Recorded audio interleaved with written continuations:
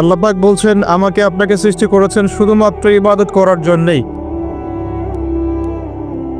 আর আমরা দুনিয়ার চিত্র যা দেখছি, যে আমরা দুনিয়ার কাজকর্মগুলো শেষ করে যদি সময় পাই তাহলে ইবাদত করতে আসি। আর আল্লাহ পাক বলছেন, তোমাদেরকে সৃষ্টি করেছি শুধু আমার ইবাদত করার জন্য, আর কোনো কারণে সৃষ্টি করি নাই। আর আমরা দেখছি যে আমরা দুনিয়ার সব কাজগুলো শেষ করার পর যদি কিছু সময় থাকে তাহলেই মসজিদে আসছি, তাহলেই কোরআন তেলাওয়াত করতে বসছি, তাহলে আল্লাহর কিছু ফিকির করি, পরকারের চিন্তা করছি যদি সময় পাই। তাহলে আল্লাহর কথা আর বাস্তবতার মধ্যে আকাশ পাতাল পার্থক্য দেখা যাচ্ছে।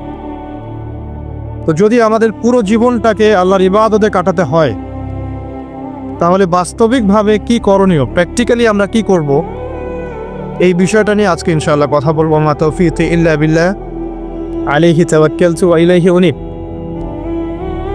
সবার আগে যে বিষয়টা জানা দরকার সেটা হলো ইবাদত কি জিনিস। ইবাদত মানে হচ্ছে আনুগত্য এবং দাসত্ব। কার আনুগত্য, কার দাসত্ব? একমাত্র আল্লাহ রাব্বুল আলামিনের আনুগত্য এবং তার দাসত্ব। এই আনুগত্য এবং দাসত্ব কার পদ্ধতিতে হবে?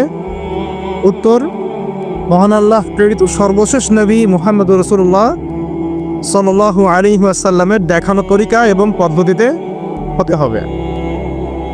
তাহলে সারা জীবন ইবাদতে কাটানোর কি পদ্ধতি? সহজ উত্তর, পুরো জীবনের প্রতিটা কাজ যদি নবী সাল্লাল্লাহু আলাইহি ওয়াসাল্লামের দেখানো পথ এবং পদ্ধতি অনুযায়ী হয় এবং তার সুন্নাহ মাফিক হয়, ইনশাআল্লাহ তাআলা জীবনের প্রতিটা কাজই ইবাদত হিসেবে গণ্য হবে ইনশাআল্লাহ। যেমন জীবনের একটা বড় বিষয় হচ্ছে জীবনের লক্ষ্য নির্ধারণ করা। যদি কোনো ব্যক্তির জীবনের লক্ষ্য থাকে দুনিয়া, তাহলে আল্লাহ হয়তো তাকে দুনিয়া দিবেন, কম বেশি সে দুনিয়া পাবে ইনশাআল্লাহ, কিন্তু পরকালে তার কোনো অংশ থাকবে না। যদি কারো জীবনের উদ্দেশ্য হয় শুধুই দুনিয়া, আর যদি জীবনের উদ্দেশ্য হয় যে দুনিয়া আমার প্রয়োজন, দুনিয়া আমার প্রয়োজন, এখানে আমি মুসাফিরের মতো আছি, যতটুকু প্রয়োজন ততটুকু গ্রহণ করব, ভোগ করব, এই দুনিয়াটাকে কাজে লাগিয়ে আমি পরকালে জান্নাত পেতে চাই, তাহলে ইনশাআল্লাহ তাআলা আল্লাহ পাক তাকে দুনিয়াও দিবেন, পরকালও দিবেন ইনশাআল্লাহ। যে ব্যক্তি শুধু দুনিয়ার জন্য দুনিয়া করে সে ব্যক্তি দুনিয়া আখিরাত দুটোই হারায়। আর যে ব্যক্তি পরকালের জন্য দুনিয়া করে সে ব্যক্তি দুনিয়া পরকাল দুটোই পাবে ইনশাআল্লাহ। কথা কি বুঝতে পারছেন? যে ব্যক্তি শুধু দুনিয়ার জন্যই দুনিয়া করে এই ব্যক্তির পরকালের কোনো অংশ নাই, সে দুনিয়া আখিরাত দুটোই হারায়। আর যে ব্যক্তি পরকালের জন্য দুনিয়া করে সে ব্যক্তি দুনিয়াও পাবে ইনশাআল্লাহ, পরকালও পাবে ইনশাআল্লাহ। তাহলে আমরা কি করা উচিত আমাদের? আমরা পরকালের উদ্দেশ্যে দুনিয়ার কাজগুলো করবো ইনশাআল্লাহ। এটা হবে জীবনের লক্ষ্য। দুনিয়া আমার প্রয়োজন, এখানে আমি মুসাফির, দুনিয়াতে আল্লাহ পাক নির্দিষ্ট সময় দিয়েছেন, কারো 20, 30, 40, 50 বা 100 বছর হায়াত আছে। এই সময়টুকুর মধ্যে নবী মুহাম্মদ সাল্লাল্লাহু আলাইহি ওয়াসাল্লামের অনুসরণ, অনুকরণ এবং তার সুন্নাহ মাফিক জীবনযাপন করার মধ্য দিয়ে পরকালে আল্লাহর রেজামন্দি এবং সন্তুষ্টি অর্জন করা, এই হলো জীবনের লক্ষ্য এবং উদ্দেশ্য। এখন জীবনে চলার পথে থাকবে পড়াশোনার ব্যাপার।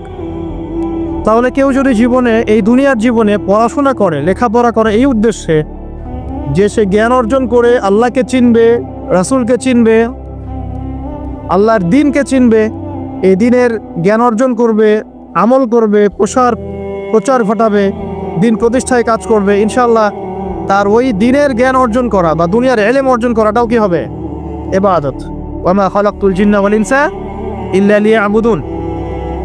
আবার এই দুনিয়াতে আমাদেরকে ব্যবসা বাণিজ্য করতে হয়, ব্যবসা করতে হয়, কৃষিকাজ করতে হয়, চাকরি বাকরি করতে হয়, সরকারি চাকরি করতে হয়, সরকারি বিভিন্ন দায়িত্ব পালন করতে হয়, বেসরকারি ক্ষেত্রে কাজ করতে হয়, প্রশাসনিক ক্ষেত্রে কাজ করতে হয়। আমাদের অনেক ধরনের কাজের সেক্টর আছে।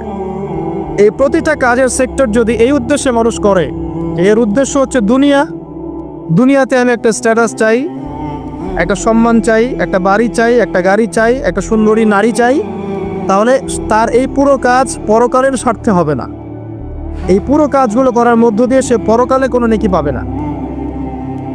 কিন্তু আমরা ব্যবসায়ী করি আর কৃষিকাজই করি আর সরকারি চাকরি করি বা বেসরকারি চাকরি করি, যাই করি, এগুলোর উদ্দেশ্য যদি হয় পরকাল অর্জন করা, এগুলোর মধ্য দিয়ে আল্লাহর সন্তুষ্টি অর্জন করা, এবং আমরা আমাদের কাজে সৎ থাকি, অনেস্ট থাকি, আশা করা যায় ইনশাআল্লাহ দুনিয়ার এই কাজগুলোও ইবাদত হিসেবে গণ্য হবে ইনশাআল্লাহ। তাহলে জীবনের প্রতিটা ক্ষেত্রেই ইবাদত করা সম্ভব। আমরা কি করি দুনিয়াতে? পরিবারকে সময় দেই, বিয়ে শাদী করি, বাচ্চা কাচ্চা প্রতিপালন করি, এক কথায় পারিবারিক দায়িত্বগুলো আমরা পালন করি। যদি পৃথিবীতে আমরা শুধু দুনিয়ার ভোগবিলাসের কারণে বিয়ে শাদী করি, বাচ্চা কাচ্চা নেই, জাস্ট দুনিয়ার জিনাত, অনলি দুনিয়ার জিনাত, এইসব কারণে যদি আমরা করি, তাহলে আপনার দুনিয়ার কাজগুলো দুনিয়া হিসেবেই গণ্য হবে, এটা পরকালের স্বার্থে গণ্য হবে না।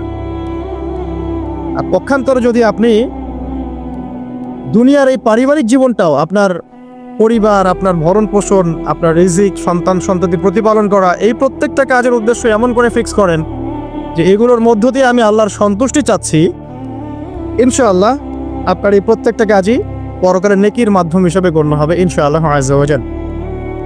তো অল্প কথায় আমরা বুঝতে পারলাম যে আল্লাহ পাক এই পৃথিবীতে আমাদেরকে পাঠিয়েছেন শুধুমাত্র তার ইবাদত করার জন্য। আর দুনিয়ার প্রত্যেকটা কাজ তখনই ইবাদত হিসেবে গণ্য হবে যখন কাজগুলো নবী সাল্লাল্লাহু আলাইহি ওয়াসাল্লামের সুন্নাহ মাফিক হবে এবং আমাদের নিয়াত ঠিক থাকবে। নিয়াতটা হবে দুনিয়ার উদ্দেশ্য নয়, আল্লাহর সন্তুষ্টি আর পরকালের স্বার্থে আমি দুনিয়ার কাজগুলো করছি। আমার কথা কি বুঝতে পারছেন? এই উদ্দেশ্যে যদি আমরা দুনিয়ার কাজগুলো করি, ইনশাআল্লাহ প্রতিটা কাজই কি হবে? ইবাদত হিসেবে গণ্য হবে। এগুলো হচ্ছে তাত্ত্বিক কথা। এখন প্র্যাকটিক্যাল কথায় আসেন যে কিভাবে আমরা আমাদের জীবনটাকে আল্লাহ পাকের রেজামন্দিতে সন্তুষ্টির অর্জনের মাধ্যম হিসেবে ব্যয় করব। কিভাবে সম্ভব? আমরা তো তাত্ত্বিক অনেক কথাই বলছি যে করতে হবে, কিভাবে করব, প্র্যাকটিক্যালি কিভাবে করব, এই বিষয়টাই সবচেয়ে বেশি গুরুত্বপূর্ণ। আজকের খুতবা এর মূল আলোচ্য বিষয় এটাই। খুতবা চলাকালীন এদিক ওদিকে দেখার দরকার নাই, রেকর্ডিং হচ্ছে। আর আপনারা তো অজপাড়াগের মানুষ না যে কখনো ক্যামেরা দেখেন নাই, তাই না? বাচ্চা কাচ্চারা ওদের মতো থাকবে, ওদেরকে থাকতে দেন। যারা আমরা প্রাপ্তবয়স্ক আছি তারা আমরা খুতবায় মনোযোগ দেই এবং খুতবার মাঝখানে কোনো কথাবার্তা না বলি, মোবাইল ফোনে ব্যস্ত না থাকি। আর একটা বিষয় আমাদের জানা উচিত যে জুমার দিনে এই যে খুতবা চলছে, এই খুতবা চলাকালীন সময়ে আল্লাহ পাক দোয়া কবুল করেন। তাই মনের মধ্যে দোয়া করতে থাকবেন, মনে মনে দোয়া করতে থাকবেন। ইনশাআল্লাহ যদি আপনার রিজিক হালাল হয়, আকীদায় শিরক না থাকে, আমলে বেদাত না থাকে, ইনশাআল্লাহ আপনার দোয়া এখন কবুল হয়ে যাবে ইনশাআল্লাহ। অতএব সময়টাকে কাজে লাগানো। তো প্র্যাকটিক্যালি কিভাবে কাজগুলো করবো, এটা হচ্ছে আমার খুতবার মূল জায়গা আজকের। এখনকার তরুণ প্রজন্ম হোক সে যুবক বা যুবতী, আমাদের পরবর্তী জেনারেশন এবং আমরা যারা এখন পরিবার গঠন করেছি, তাদের প্রত্যেকের জন্যই এই অংশটুকু খুব গুরুত্বপূর্ণ, বিশেষ করে তরুণ প্রজন্মের জন্য। কারণ এই বিষয়গুলো বলা যতটা সহজ, করা এতটা সহজ নয়। তবে তরুণরা চাইলে সম্ভব ইনশাআল্লাহ। আল্লাহ পাক তৌফিক দান করুন। আসুন আয়াতটাকে মাথায় নেই। আল্লাহ পাক কি বলেছেন সূরা জারিয়াত 56 নম্বর আয়াতে, ওয়ামা খালাকতুল জিন্না ওয়াল ইনসা ইল্লা লিয়াবুদুন, আমি জিন এবং মানব জাতিকে শুধুমাত্র আমার ইবাদত করার জন্যই সৃষ্টি করেছি, ব্যাস। আর আপনাকে আমাকে কেন পাঠিয়েছেন আল্লাহ পাক দুনিয়ায়? শুধুমাত্র তার ইবাদত করার জন্য। আর দুনিয়ার প্রতিটা কাজই ইবাদত হিসেবে গণ্য হবে যদি আমি কাজগুলোকে কার পদ্ধতিতে করি? নবী মুহাম্মদ সাল্লাল্লাহু আলাইহি ওয়াসাল্লামের দেখানো সুন্নাত এবং পদ্ধতিতে করি। কিন্তু করব কিভাবে, এইটা হচ্ছে প্র্যাকটিক্যাল কথা। কিভাবে একজন প্রোডাক্টিভ মুসলিম হবে, এটা হচ্ছে কথা। শুরুটা করতে হবে এখান থেকে যে আজকে থেকে নিয়াত করতে হবে যে আগামী যতদিন আল্লাহ পাক বা যত বছর, যত যুগ আমাকে পৃথিবীতে বাঁচিয়ে রাখবেন, তার প্রত্যেকটা দিন আমি এই সুন্নাহর উপর আমল করার চেষ্টা করবো ইনশাআল্লাহ। যদি পারি না পারি সেটা পরের ব্যাপার, আগে নিয়াত থাকবে আমি আমার জীবনের শেষ দিন পর্যন্ত এভাবেই এই পদ্ধতিতে আমল করে যাওয়ার চেষ্টা করব ইনশাআল্লাহ তাআলা। শুরুটা করতে হবে এখান থেকে যে আজকে ইশার নামাজ যখন হয়ে যাবে, ইশার নামাজ এখানে হয় হয়তোবা 9টায়, বা 9:15 প্রত্যেকটা মসজিদে এভাবেই হচ্ছে। 9টায় হোক আর 9:15তেই হোক আমরা এশার নামাজ জামাতে পড়ার চেষ্টা করবো ইনশাআল্লাহ তাআলা। জামাতে নামাজ পড়ার পরে বাসায় গিয়ে খাওয়া দাওয়া করেই ঘুমিয়ে পড়তে হবে। আজকে থেকে আমাদের ট্রেনিং শুরু, কিভাবে আমি আমার জীবনের পুরো বিষয়টাকে ইবাদত হিসেবে কাটাবো। এটা ট্রেনিং শুরু হবে এখান থেকে, এশার নামাজের পর থেকে। এই জায়গায় যদি আমরা ভুল করি, বা এই বিষয়টা শক্ত করে আঁকড়ে ধরতে ব্যর্থ হই, তাহলে বাকি সব কাজগুলো ভেস্তে যাবে। এটা ভালো করে মাথায় নেয়। প্রথম কাজ কি? এশার নামাজের পরে কি করবেন? ঘুমিয়ে যাও। এখন এশার নামাজের পরে যদি খাবার খান, তারপরে কিছুক্ষণ পড়াশোনা করে হাঁটাহাঁটি করে ঘুমাবেন, কারণ খাবার খাওয়ার সাথে সাথেই বিছানায় যাওয়া উচিত নয়। আর যদি এশার নামাজের আগেই রাতের খাবার খেতে পারেন তাহলে সবচেয়ে বেশি ভালো।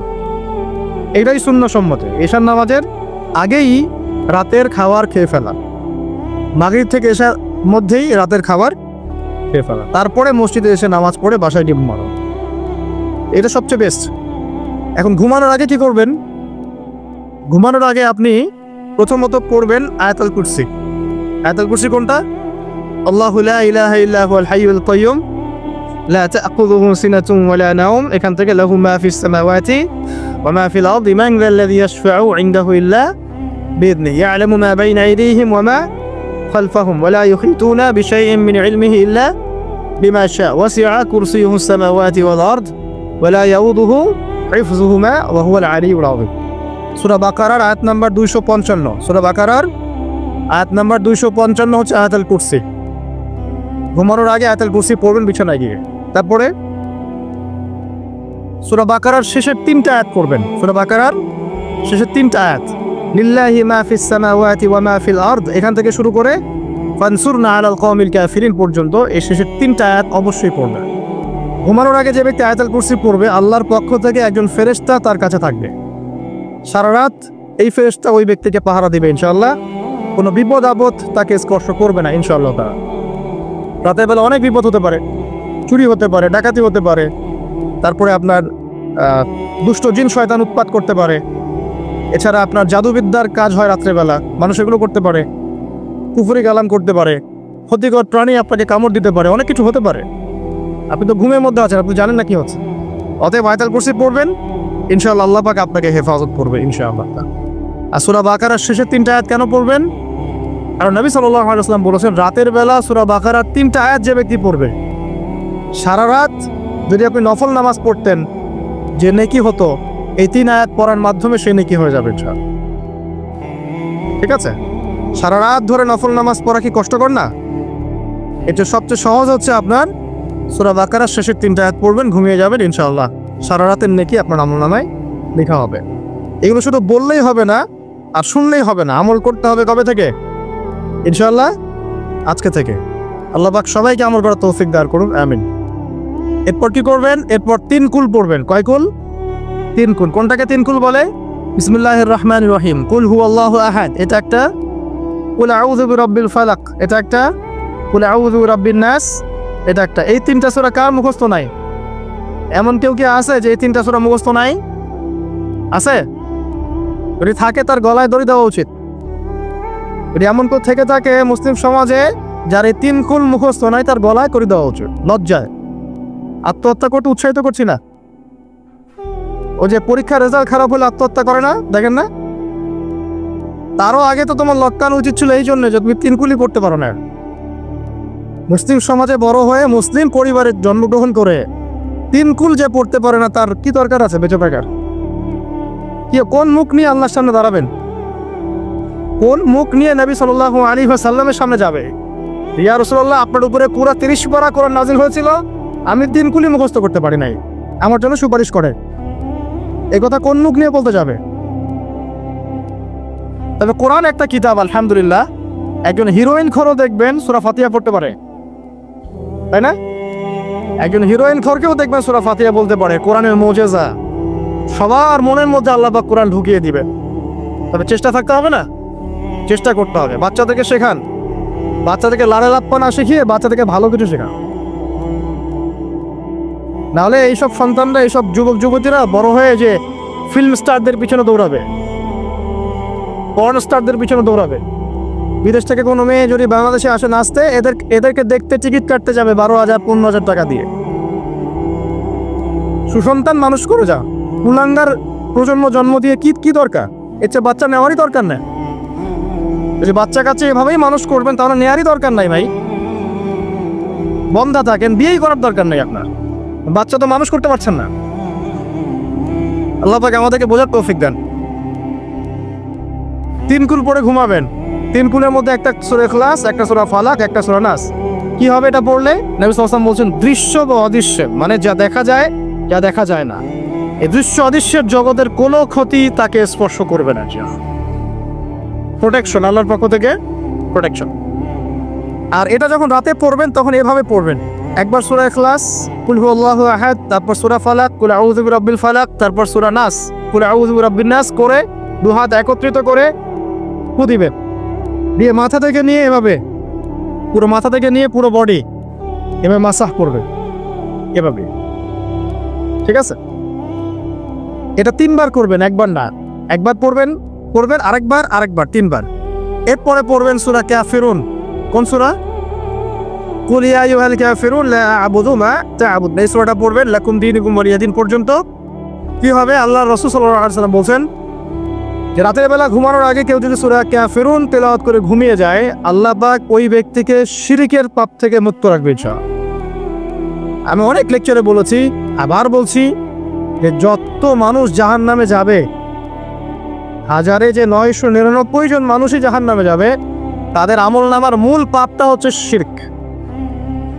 কথা বুঝতে পারছেন? এই যে হাজারে যে পুরো 99% মানুষ জাহান্নামে যাচ্ছে, এটা তো হাদিস। তার মধ্যে যারা জাহান্নামে যাবে তাদের আমলনামায় সবচেয়ে কমন যে পাপটা থাকবে সেটা হলো কি? শিরকের পাপ। কারণ শিরক ছাড়া আল্লাহ পাক যে কোনো পাপ তওবা করলেই যাকে ইচ্ছা মাফ করে দিতে পারে। শিরকরত অবস্থায় কোনো মানুষ যদি মারা যায় তাহলে সে ব্যক্তি জাহান্নামে যাবে, এটাই চূড়ান্ত। ইল্লা মাশাআল্লাহ।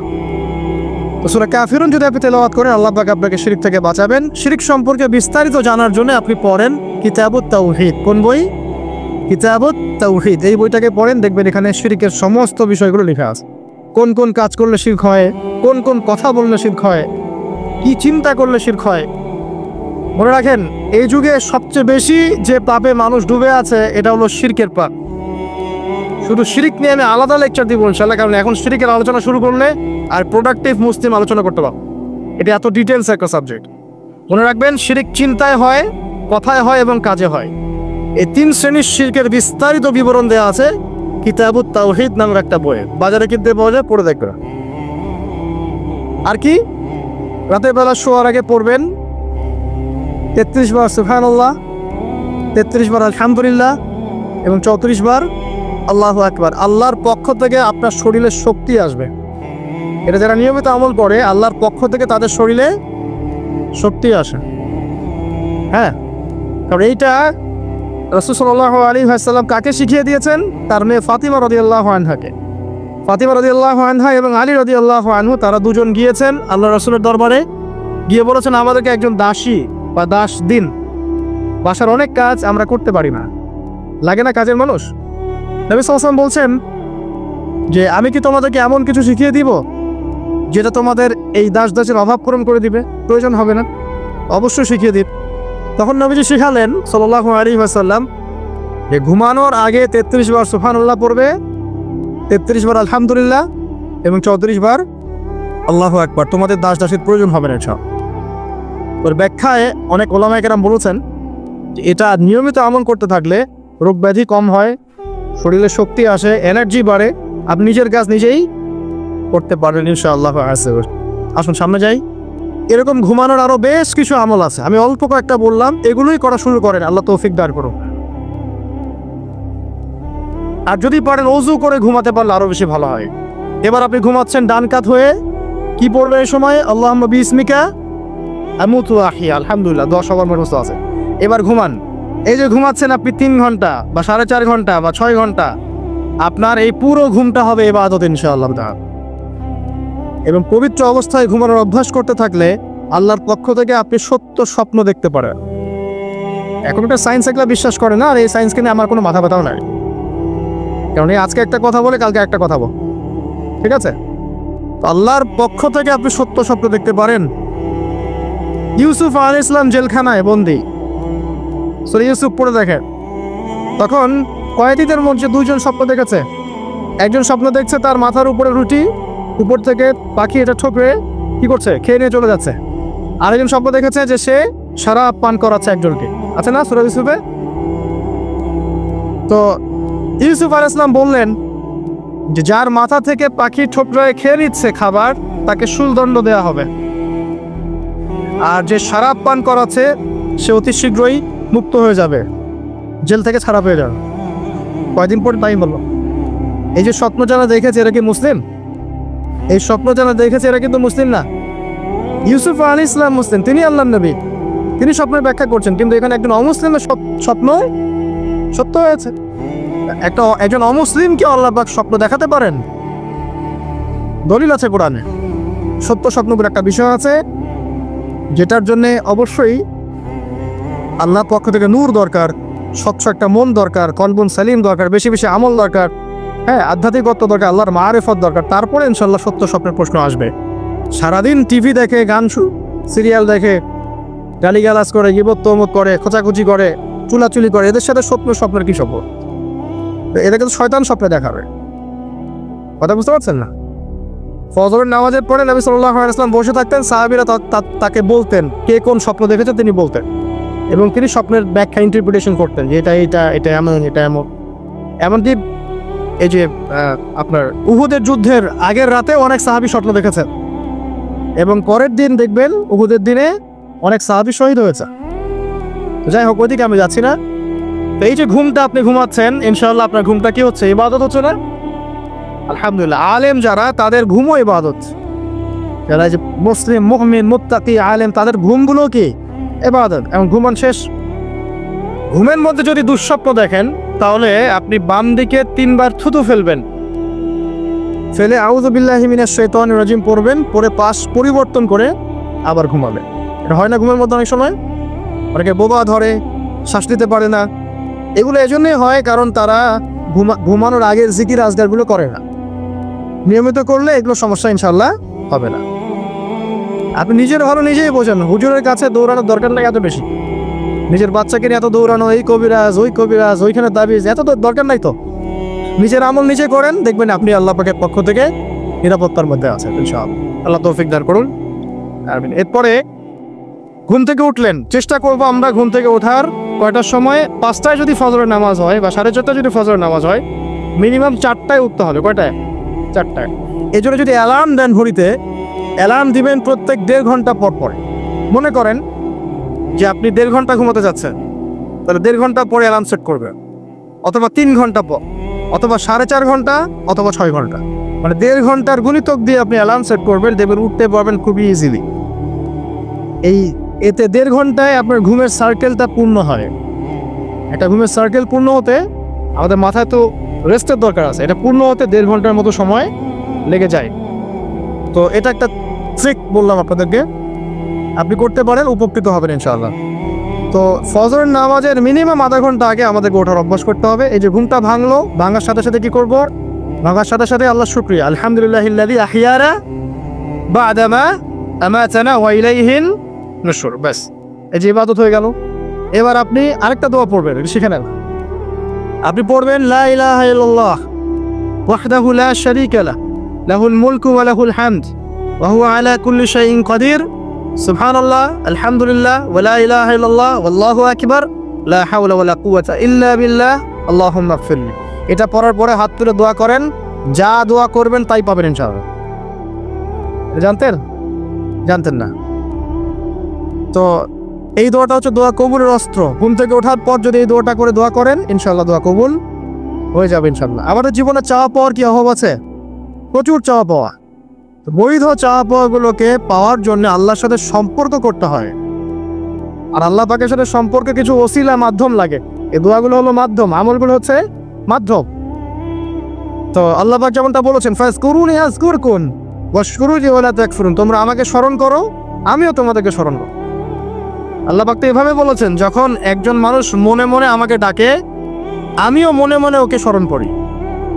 মনে করেন আপনি মনে মনে আল্লাহকে বলছেন, আল্লাহ আমি অসুস্থ, আমাকে শেফা দাও, বা আমার রিজিকের টেনশন আছে, আমার রিজিকের টেনশন দূর করে দাও, আল্লাহ আমাকে হেফাজত করে, আল্লাহ আমাকে দিনের জ্ঞান দাও, তোমার আনুগত্য করার তৌফিক দাও। এই যে মনে মনে আপনি আল্লাহকে ডাকছেন, নিঃসন্দেহে ওই মুহূর্তে আল্লাহ পাক আপনাকে স্মরণ করছে। 7 আসমান ভেদ করে আরশের উপর থেকে আল্লাহ পাক আপনাকে স্মরণ করছেন।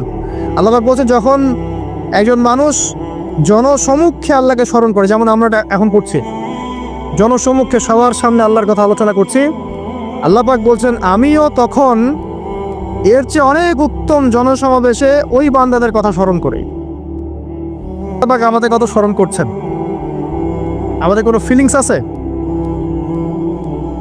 আল্লাহ আমাদের কথা স্মরণ করছেন, ওই যে যুবক ছেলে বসে বসে ফোন টিপছে, কোনো ফিলিংস আছে? মানে মনস্তাত্ত্বিকভাবে অন্তরে যখন নূর থাকে না, পাপ করতে করতে যখন অন্তরটা কলুষিত হয়ে যায়, কোনো ফিলিংস কাজ করে না। খুন করবে, কোনো ফিলিংস নাই। সুদ খাচ্ছে, কোনো ফিলিংস নাই। জেনা করছে ডেইলি, কোনো ফিলিংস নাই। দেখবেন ঘুষ নিচ্ছে, দুর্নীতি করছে, মানুষের সম্পদ আত্মসাৎ করছে, যারা বলবেন ফিলিংসও নাই, আমি একটা পাপ করছি। কখন এরকম হয় জানেন? যখন এক কথায় যখন মানুষ পাপ করতে করতে করতে করতে, এই যে কলব বলে একটা কথা আছে, এই কলবের উপরে কালো কুৎসিত একটা মরিচা করে যায়, তখন আর ফিলিংস কাজ করে না। তো ফিলিংস কাজ করানোর বুদ্ধি কি? 2টা বুদ্ধি আছে। এক, বেশি বেশি কোরআন তেলাওয়াত করা, তাহলে অন্তরের মরিচা দূর হয়ে যাবে ইনশাআল্লাহ। আর 2 হচ্ছে বেশি বেশি মৃত্যুর কথা স্মরণ করা, তাহলে মনের মধ্যে যে কালিমাগুলো আছে আস্তে আস্তে দূর হবে ইনশাআল্লাহ। মৃত্যুর কথা কে স্মরণ করে এখন? মানুষ তো চলাফেরা করে এমন ভাবে যে কোনোদিন মরবেই না। কে স্মরণ করে? যে টেবিলের তল দিয়ে ঘুষ নিচ্ছে ও স্মরণ করে মৌতের কথা? যে মেয়েটা বোরখা পরে যে ডেটিং করে বেড়াচ্ছে, জেনা করে বেড়াচ্ছে, ও কি মৃত্যুর কথা স্মরণ করে? যে ছেলেটা এখনকার যুব সমাজের বেশিরভাগই মাদকের সাথে সম্পৃক্ত, গার্লফ্রেন্ড বয়ফ্রেন্ড অ্যাফেয়ার্সে আছে, হ্যাঁ, টিকটক প্রজন্ম, আড্ডাবাজি করে সময় কাটায়, গুন্ডামি করে, মাস্তানি করে, এর মধ্যে কোনো ফিকির আছে? একজনকে বড় দায়িত্ব দেওয়া হয়েছে, সবার সম্পদ লুটপাট করে খাচ্ছে, এর মৌতের ফিকির আছে নাকি? এর মধ্যে ফেরাউনি চেতনা এসেছে, আনা রব্বুকুমুল আলা, আমি মহান রব, আমি তোমাদের মহান রব। ওদের মধ্যে ওই চেতনা কাজ করছে যে সূরা মুমিনুনে যেটা বলা আছে, যে আমরা এখানেই জন্ম নেই, এখানেই মারা যায়, আমরা পুনরুত্থিত হব। ইন হিয়া ইল্লা হায়াতুনা দুনিয়া নামুতু ওয়া নাহইয়া ওয়া মা নাহনু বিমাবউসিন। আমরা এই দুনিয়াতেই বাঁচি, দুনিয়াতেই মরি, আমাদের কোনো পুনরুত্থানের কিছু নাই। এদের চেতনা এমন। কে ফিকির করে মৌতে? অথচ আপনি দেখছেন যে প্রতিনিয়তই কোনো কারণ ছাড়াই মানুষ নাই, কোনো কারণ লাগে না। এখন তো কারণ ব্যাখ্যা করতে আমরা পছন্দ করি, এই কারণে ওইটা হয়েছে, ওই কারণে এটা হয়েছে। এটাকে বলে কার্যকারণ তত্ত্ব। দর্শনের ভাষায় কি বলে? কার্যকারণ তত্ত্ব। এটা আপনারা ফিলোসফি পড়লে বুঝবেন। প্রত্যেকটা কাজের পিছনে একটা কারণ থাকে, আমরা কারণটা সার্চ করি বেশি। এখন কারণ ছাড়াই মানুষ ডেড। এই যে যাচ্ছে, উপরে একটা সুন্দর করে বড় একটা পাথর ঝুলছে, সব পাস হয়ে যাচ্ছে ওখান থেকে। মানে রাস্তায় কাজ চলছে, উপরে আবার এটা ঝুলছেও, আর মানুষ আবার অন্য নিচে যাতায়াত করছে। তো যারা রাখছে ওদের ইন্টেলেকচুয়াল অবস্থা চিন্তা করেন, আর যারা আমরা তল দিয়ে যাচ্ছি তারও অবস্থা চিন্তা করেন। বুদ্ধিভিত্তিকভাবে আমরা কোন জায়গায় চিন্তা করেন? মানে মানুষ বিজি রোড দিয়ে যাচ্ছে, ওখানেই কাজ হচ্ছে, আবার যেখানে কাজ হচ্ছে দেখছি সেখানে আমরাও আবার তল দিয়ে যাচ্ছি। সবাই পাস হয়ে গেল, যাদের তাকদিরে লেখা ছিল মৌত, একদম মুহূর্তের মধ্যে শেষ। কি কারণ ব্যাখ্যা করবেন? কোনো সায়েন্স দিয়ে ব্যাখ্যা করতে পারবেন? পারবেন না। ওই ময়মনসিংহে ওই যে মহিলারা যাচ্ছে, ট্রাক মেরে দিয়ে চলে গেল, মহিলার পেট থেকে বাচ্চা পেট ফেটে বাচ্চা বের হয়ে গেল, বাচ্চা জীবিত, মা ডেড। সায়েন্স দিয়ে ব্যাখ্যা করতে পারবেন? এটাই তাকদির। একেই বলে তাকদির, যেটাকে সায়েন্স দিয়ে ব্যাখ্যা করা যায় না, বিজ্ঞান দিয়ে ব্যাখ্যা করা যায় না। এরকম ঘটনা কত ঘটছে অহরহ। দুজন বসে আছে, হাজব্যান্ড ওয়াইফ, হাজব্যান্ডের যাওয়ার কথা, হাজব্যান্ড ওয়াইফের গাড়িতে বসছে, আর ওয়াইফ হাজব্যান্ডের গাড়ি ড্রাইভ করছে। আর এই হাজব্যান্ডের দুশ্মন যে ছিল, সে টার্গেট করেছিল যে ওই লোকটাকে গুলি করে মারবে রাস্তায়। যেহেতু ওয়াইফ হাজব্যান্ডের গাড়ি ড্রাইভ করছে, রাস্তায় ওয়াইফ ডেড, হাজব্যান্ড জীবিত। তাকদির। তো তাকদিরকে কি আপনি এই ভাগ্যটা কি আপনি সায়েন্স দিয়ে ব্যাখ্যা করতে পারবেন? সম্ভব?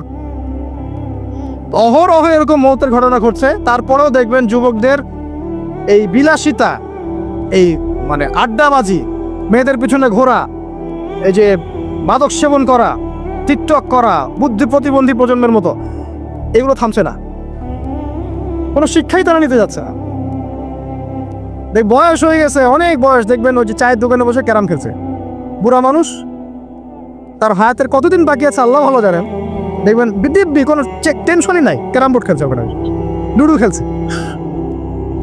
দেখেন আজ আপনাদের গ্রামাঞ্চলে যে চায়ের স্টলগুলো আছে, দেখবেন ওই যে টিভি ছেড়ে রেখে দিবে, ঘন্টার পর ঘন্টা টিভি চলছে, মানুষ চা খাবে 1 কাপ আর টিভি দেখবে 5 ঘন্টা।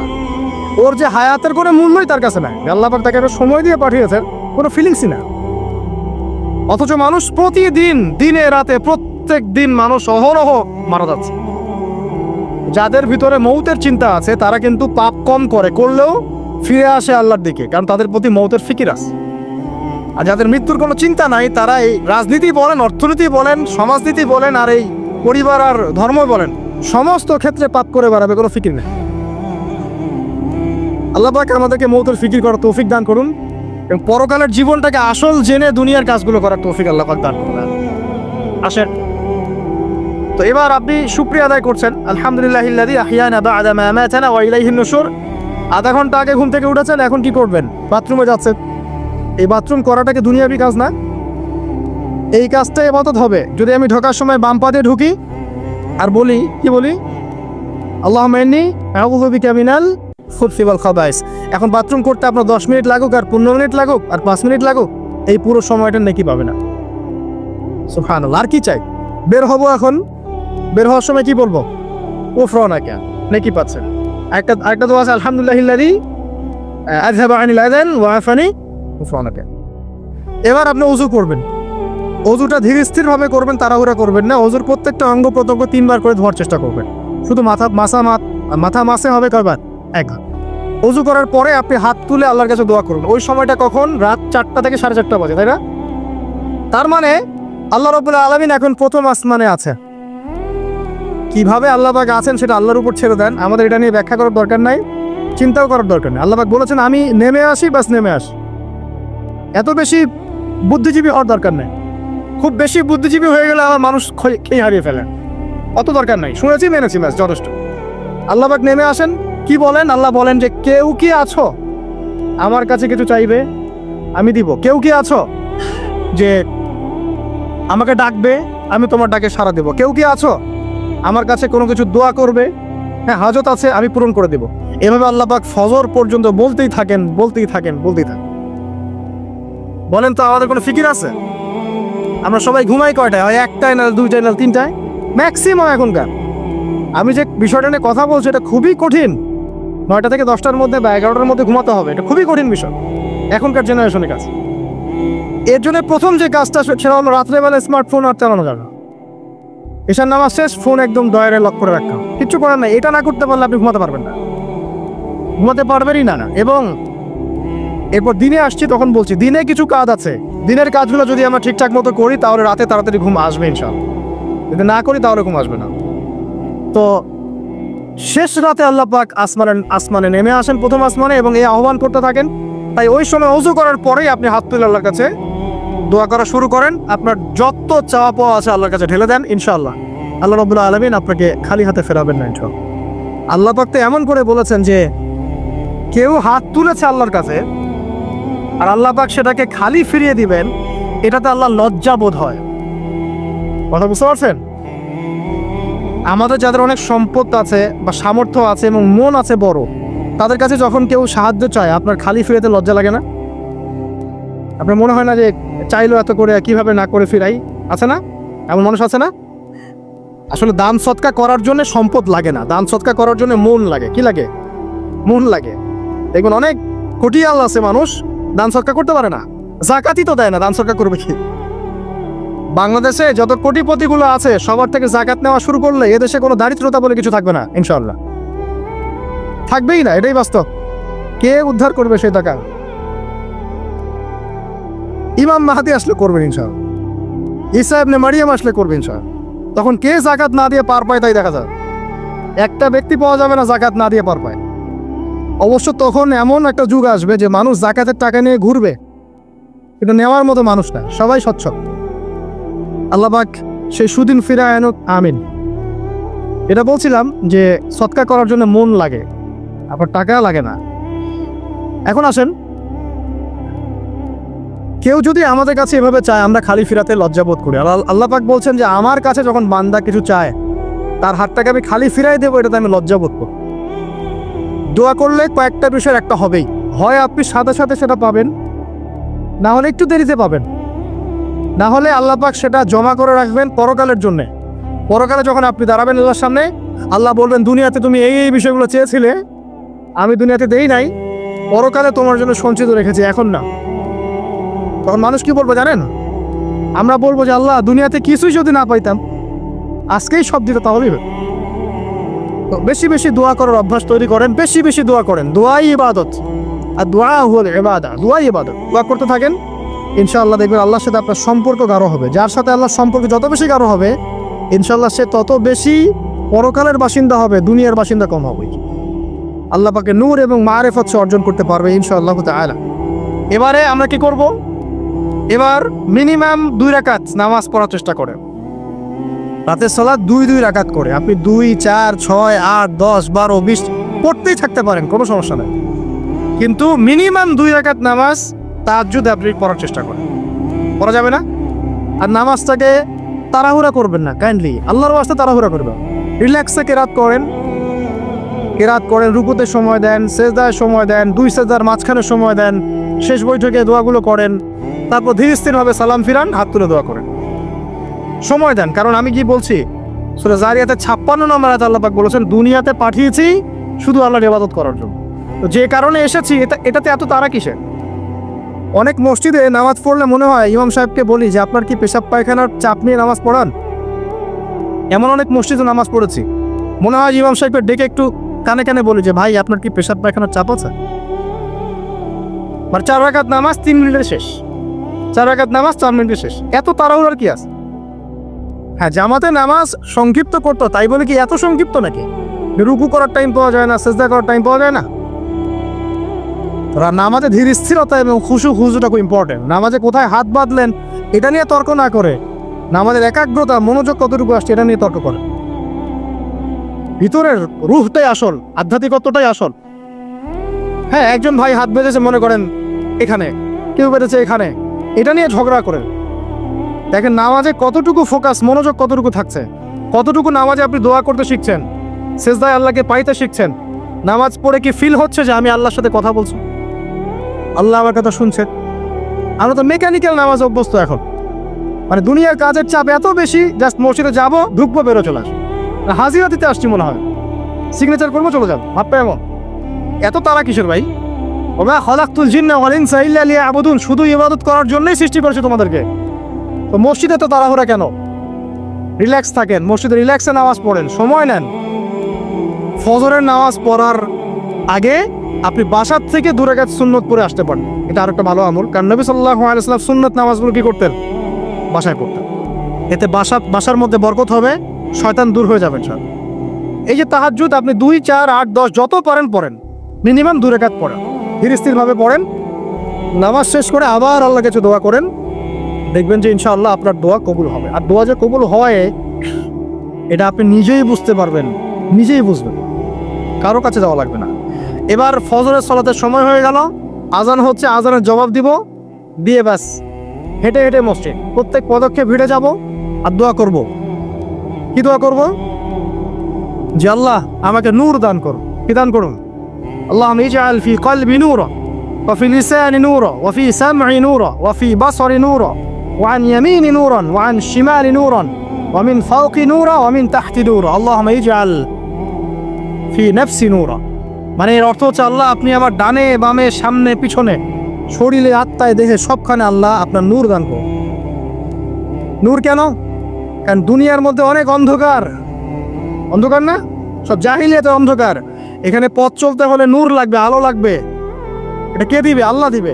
কবর বড় অন্ধকার, ওখানে থাকতে হলে ভালোভাবে কি লাগবে? আলো লাগবে। হাসরের মাঠ অন্ধকার, ওখানে ভালোভাবে থাকতে হলে কি লাগবে? আলো লাগবে। এই জন্যে নামাজে যাওয়ার সময়, অন্ধকার সময় এই দোয়াগুলো পড়তে হয়। আর তার আগে একটা কথা বলতে ভুলে গেছি, বাসা থেকে যে বের হচ্ছেন তখন কি পড়বেন? কি পড়বেন? বিসমিল্লাহি তাওয়াক্কালতু আলাল্লাহ ওয়ালা হাওলা ওয়ালা কুওয়াতা ইল্লা বিল্লাহ। এটা পড়ে বের হলে শয়তান দূরে চলে যাবে, ফেরেশতা আপনার কাছে চলে আসবে। এবার নামাজে আসলাম, জামাতের সাথে নামাজ পড়বেন, ফজরের নামাজ, এবং ফজরের সালাতের কেরাতটা লম্বা করার চেষ্টা করবেন। এটা সুন্নাত, ফজরের সালাতের কেরাত লম্বা করার সুন্নাত। এবং নামাজ শেষ হওয়ার সাথে সাথেই উঠে চলে যাবেন না। নামাজ শেষ, এবার আপনি ওখানে বসে থাকবেন, বসে বসে জিকির আজগারগুলো করবেন। কি কি জিকির করবেন আমি কয়েকটা আপনাদেরকে শিখিয়ে দিচ্ছি, বাকিগুলো আপনারা কিতাব থেকে শিখে নেবেন। সালাম ফেরানো শেষ, প্রথমে একবার আল্লাহু আকবার, তারপর 3 বার আস্তাগফিরুল্লাহ আস্তাগফিরুল্লাহ আস্তাগফিরুল্লাহ। এরপরে পড়বেন আল্লাহুম্মা আনতাস সালাম ওয়া মিনকাস সালাম তাবারাকতা ইয়া যাল জালালি ওয়াল ইকরাম করবেন। তারপর আল্লাহুম্মা আইন্নি আলা যিকরিক ওয়া শুকরিকা ওয়া হুসনি ইবাদাতিক। এরপরে পড়তে পারেন আয়াতুল কুরসি, যেটা একটু আগে বলেছি, তাসবিহাত সুবহানাল্লাহ আলহামদুলিল্লাহ আল্লাহু আকবার 33 33 33, পরে কালিমা শাহাদা, অথবা 10 10 10ও পড়ার দলিল আছে। এরপরে পড়বেন সুবহানাল্লাহি ওয়া বিহামদিহি আদাদা খালকিহি ওয়া রিদা নাফসিহি ওয়া জিনাতা আরশিহি ওয়া মিদাদা কালিমাতিহি 3 বার, এটা 3 বার।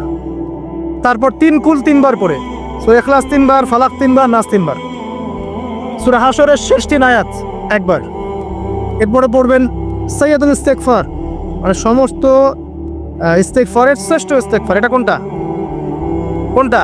আল্লাহুম্মা আনতা রাব্বি লা ইলাহা ইল্লা আনতা খালাকতানি আনা আবদুক ওয়া আনা আলা আহদিক ওয়া ওয়া'দিক মাস্তাতা'তু আউযু বিকা মিন শাররি মা সানা'তু আবু'ু লাকা বিনি'মাতিকা আলাইয়া ওয়া আবু'ু বিযামবি ফাগফিরলি ফাইন্নাহু লা ইয়াগফিরু যুনুবা ইল্লা আনতা। এটা যে পড়বে, সকালে পড়ে যদি রাতের মধ্যে মারা যায় জান্নাত ইনশাআল্লাহ।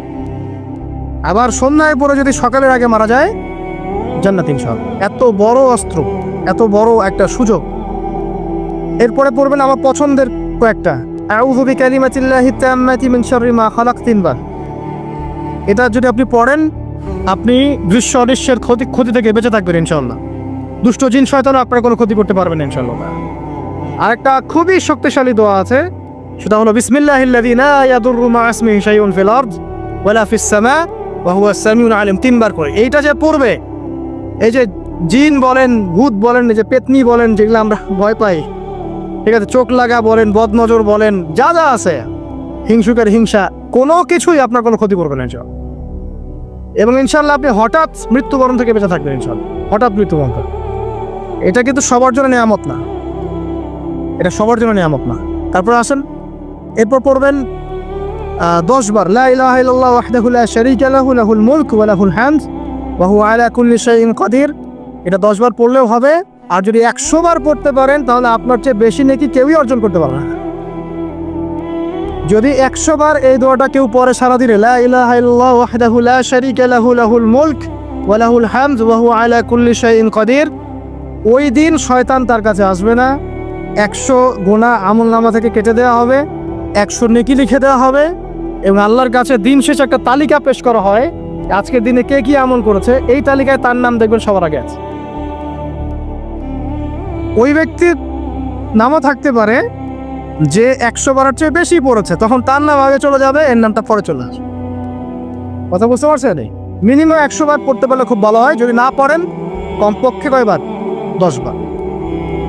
আসেন, এরপরে পড়বেন 10 বার দরুদ শরীফ, আল্লাহুম্মা সাল্লি আলা মুহাম্মাদ ওয়া আলা আলি মুহাম্মাদ, যেটা আছে দরুদ ইব্রাহিম, এটা পড়তে পারেন, অথবা ছোট করে পড়তে পারেন আল্লাহুম্মা সাল্লি ওয়া সাল্লিম আলা নবিনা মুহাম্মদ, এটা পড়লেও হবে, অথবা আল্লাহুম্মা সাল্লি আলা মুহাম্মাদ ওয়া সাল্লিম, এতটুকু পড়লেও ইনশাআল্লাহ হক আদায় হয়ে যাবে। 10 বার যে ব্যক্তি দরুদ পড়ে সকালে সন্ধ্যায়, নবী সাল্লাল্লাহু আলাইহি ওয়াসাল্লাম তার জন্য পরকালে সুপারিশ করবে ইনশাআল্লাহ। যদি আমরা নবীজির সুপারিশ পেতে চাই, দরুদের কোনো বিকল্প নাই।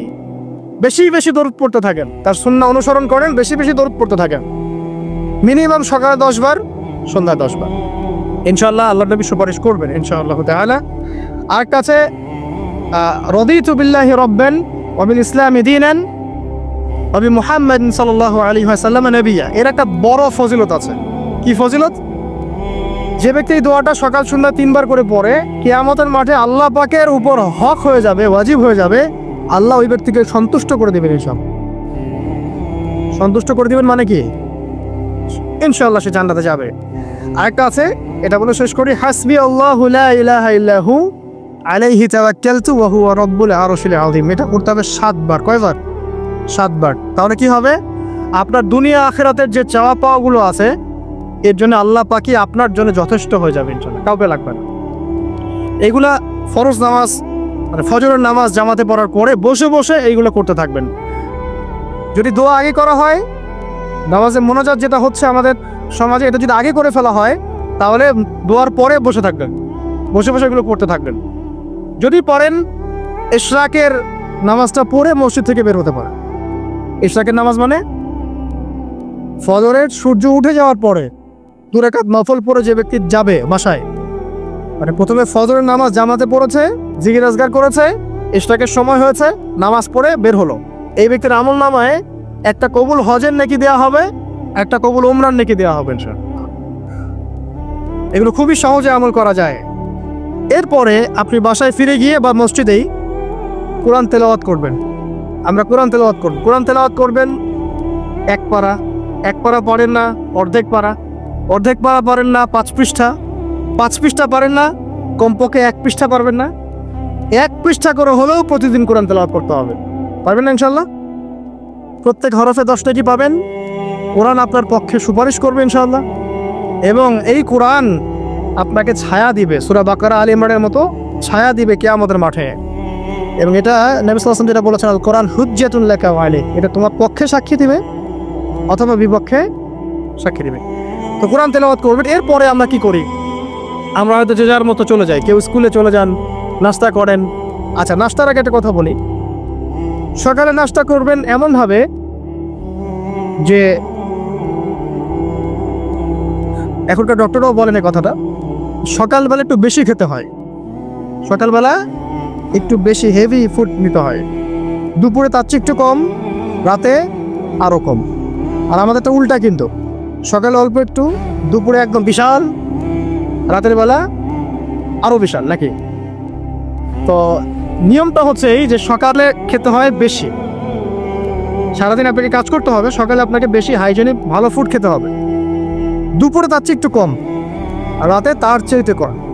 এভাবে খেতে পারলে প্রফিটিক খাওয়া হবে ইনশাল্লাহ। আর খাবার আমাদের সুন্নাহ মতো খাওয়ার দরকার নেই, নবী সাল্লাল্লাহু আলাইহি ওয়াসাল্লামের সুন্নাহ মতো খায়। আমাদের সুন্নাহটা কেমন? আমরা 7 পেট খাই। কয় পেট? 7 পেট। যদি পেটের মধ্যে কিছু জায়গা ফাঁকা থাকে, সেটাও কিছু মিষ্টি দিয়ে ঢুকায় সাবার করে ভর্তি করতে হবে। এটার চ্যালেঞ্জ, পেটটা ভর্তি করতে হবে। আর নবী সাল্লাল্লাহু আলাইহি ওয়াসাল্লাম খেতেন এভাবে যে পেটটাকে 3 ভাগ করতেন। 1 ভাগ খাবার খেতেন, 1 ভাগ তিনি পানীয় পান করতেন, আর 1 ভাগটা ফাঁকা রাখতেন। আপনি এভাবে খাওয়া শুরু করেন, দেখবেন আপনি ফিজিক্যালি ফিট ফিল করছেন এবং আপনি ক্লান্ত হচ্ছেন কম, অলসতা কম আসছে কাজে, আপনি এনথুজিয়াজম পাবেন ইনশাআল্লাহ। তো খাবারের ব্যাপারটা সতর্ক থাকে। আর এই যুগে খাবারের মধ্যে প্রচুর ভেজাল আছে। চেষ্টা করতে হবে ম্যানুফ্যাকচার্ড খাবারগুলো বাদ দিয়ে হোমমেড যে ফুডগুলো আছে, হোমমেড ফুড মানে বাসায় যেগুলো আমরা তৈরি করি, ফ্রেশ হাইজেনিক ফুডগুলো খাওয়ার চেষ্টা করতে হবে। স্পেশালি বাচ্চাদের ব্যাপারে সতর্ক থাকতে হবে। বাচ্চাদেরকে, তরুণদেরকে এমন কোনো খাবার খাওয়া যাবে না যে খাবারটা খেলে আপনি অসুস্থ হয়ে যান, আপনার স্ট্যামিনা কমে যায়, আপনি ফিজিক্যালি দুর্বল হয়ে পড়েন। এটা খুব খেয়াল রাখবেন। খাবার, এই যে আপনারা যে গ্রাম অঞ্চলে থাকেন, আপনারা সৌভাগ্যবান একদিক থেকে যে আপনারা ফ্রেশ খাবার উৎপন্ন করে খেতে পারেন। শেষ জামানায় খাবারের মধ্যে খুব ভেজাল আসবে, এটা বিভিন্ন হাদিস দিয়ে মেলানো যায়, আমি ওইদিকে যাচ্ছি না। কনক্লুশন বললাম, শেষ জামানায় খাবারে প্রচুর ভেজাল আসবে। তো এই ভেজালগুলো থেকে দূরে থাকতে হলে আমাদেরকে হাইজেনিক ফুডের দিকে ফোকাস করতে হবে এবং প্রোডাক্ট খাবার উৎপন্ন করে খেতে পারলে খুব বেশি ভালো হয়। না পারলে রুট লেভেল থেকে খাবার নিয়ে আসতে হবে। আর অ্যাটলিস্ট ম্যানুফ্যাকচার যে খাবারগুলো বাজারে ঘোরাফেরা করে, এগুলো অ্যাভয়েড করতে হবে। দেখতে অনেক মুখরোচক লাগতে পারে, স্বাদ অনেক মজা হতে পারে, কিন্তু এগুলো শরীরের জন্য অনেক ক্ষতিকর। এতে করে আমাদের যুব সমাজ আস্তে আস্তে কিন্তু দুর্বল হয়ে যাচ্ছে।